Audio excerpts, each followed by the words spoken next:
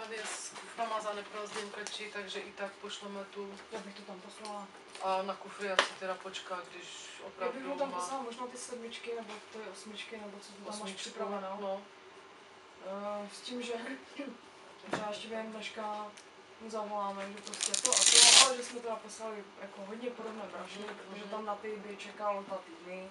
No, to se dá, že ta osmička je asi... asi... tam toho má hodně, ne? Jo, 18. Uvidí, buď si to vezme nebo ne, když tak Anči, ať jde vědět po Anči, jestli to chce nebo nechce. Dobré. A počká si tam na ty a... Dobré, tak. Takže vezmeme si to dopředu moci, jo? Jo, akorát tam chci to... Zajistit to. Počkejte, tam jsou škaredé ty.